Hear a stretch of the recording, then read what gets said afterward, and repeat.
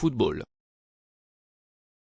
Quelles sont les raisons de l'échec des jeunes joueurs de football? Nous analyserons 6 aspects essentiels de ce sujet. 1. La famille. 2. Le mérite. 3. Les réseaux sociaux. 4. L'impatience. 5. L'environnement. 6. Les entraîneurs.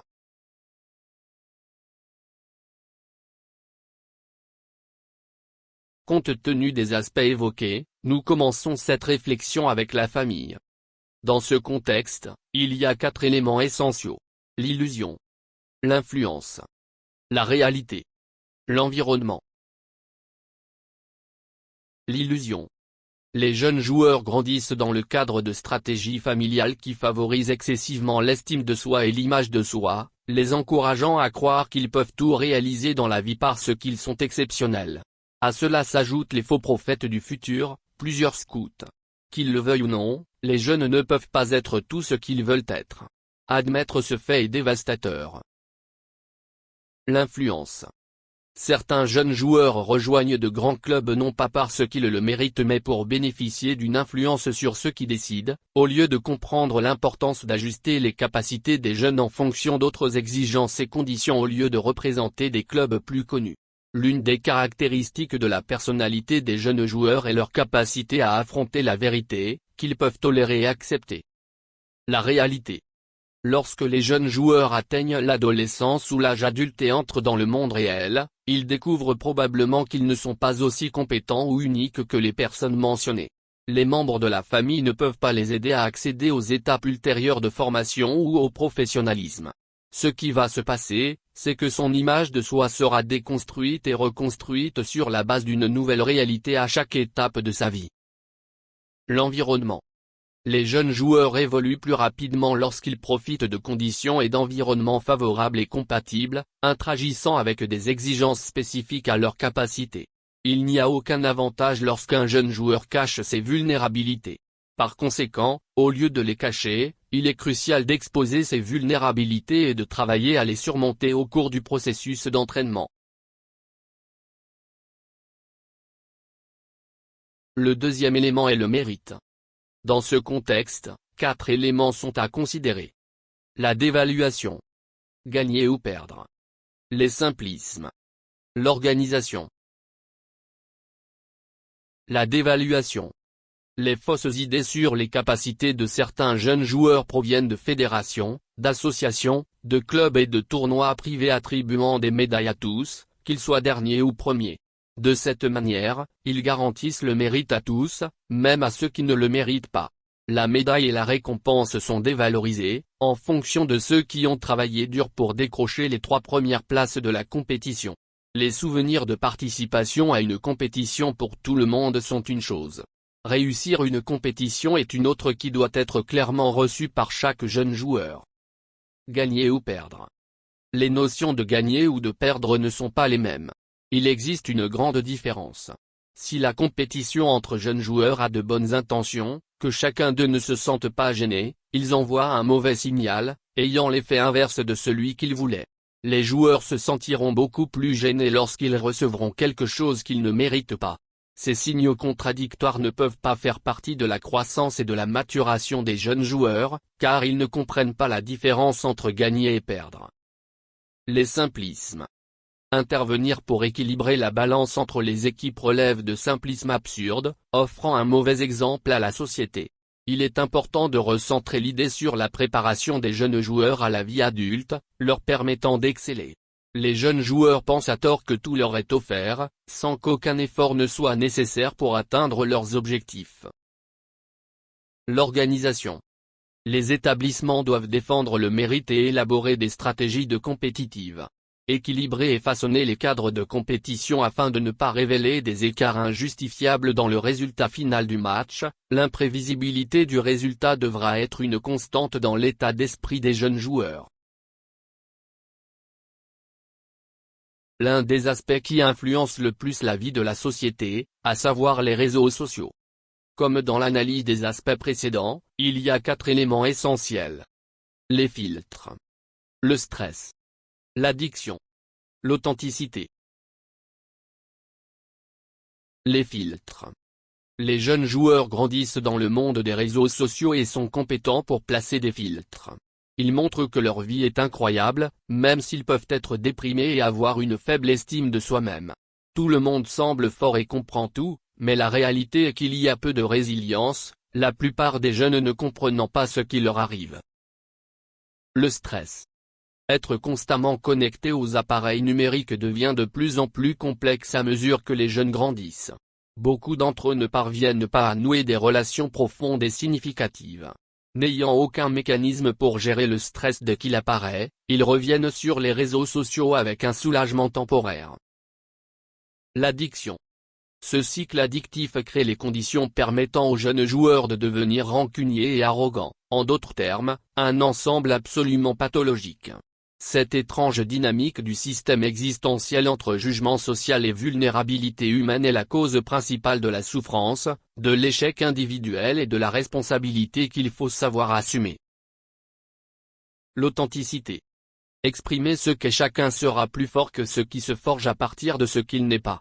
À tout le moins, le jeune joueur aura un endroit solide où reposer sa conscience au lieu de se torturer avec le nombre de likes qu'il reçoit.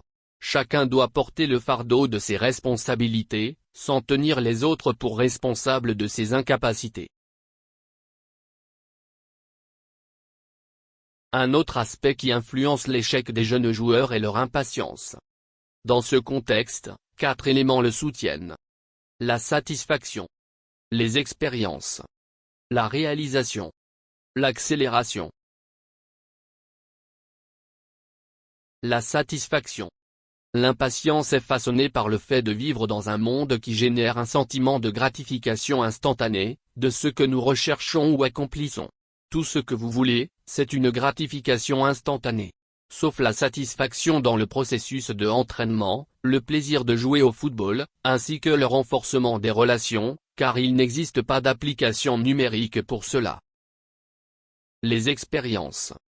Si les résultats des matchs étaient imprévisibles, les jeunes auraient l'occasion de discuter de leurs attentes, de leur anxiété et du niveau de préparation requis pour battre l'adversaire.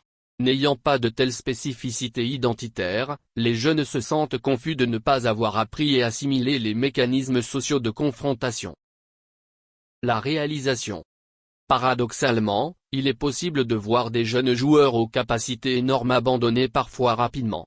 La raison en est qu'ils n'ont pas l'impression d'avoir un impact social, c'est-à-dire une gratification instantanée.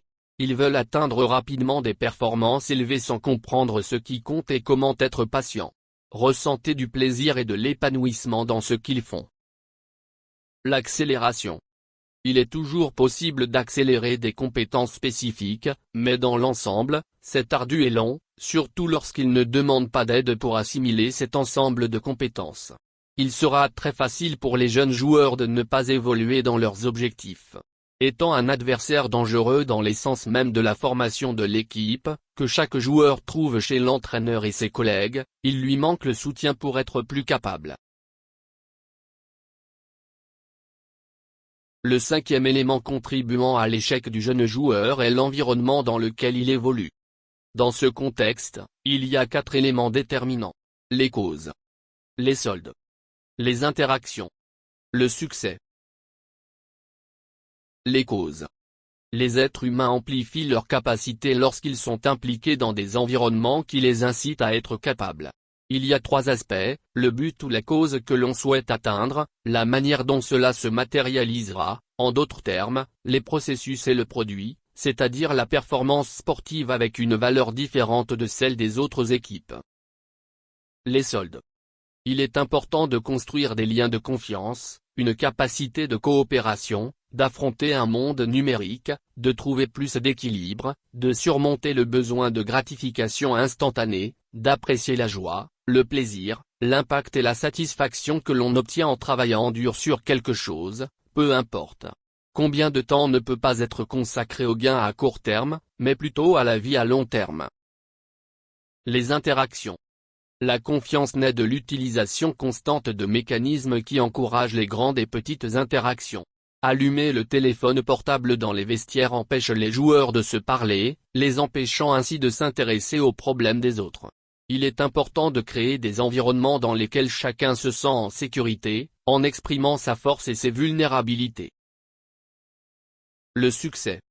L'environnement empêchera les joueurs de se sentir seuls et isolés. Mais aussi, certains joueurs ne réalisent jamais que le succès de l'équipe leur appartient. Le succès comme l'échec devront être partagés par tous les collègues. La performance réalisée lors de chaque match est valorisée par tous ceux qui ont joué, ceux qui ont été appelés pour le match et n'ont pas joué et ceux qui ont seulement participé au processus d'entraînement.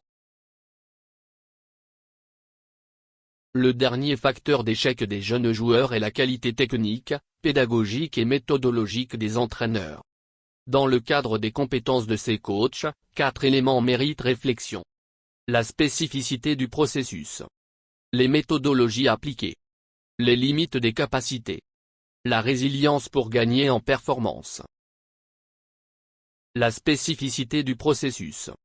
En répétant systématiquement certaines méthodes d'entraînement, des adaptations spécifiques sont induites dans les mécanismes neuronaux et fonctionnels des jeunes, dans un sens particulier.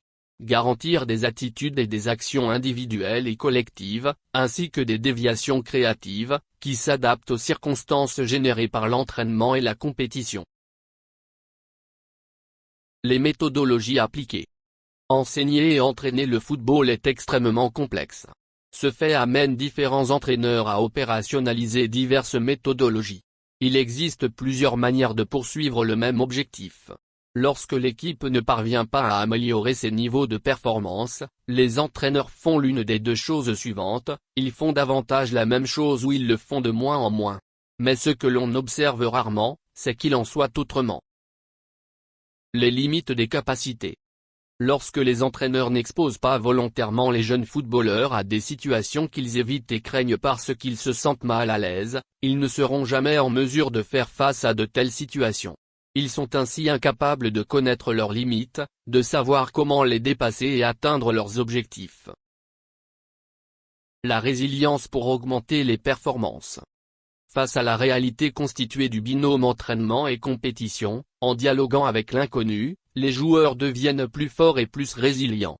Combien de joueurs réalisent que s'ils avaient été plus engagés et impliqués dans des environnements qui les exposaient à l'audace jusqu'à leurs limites, ils auraient atteint de meilleurs niveaux de performance.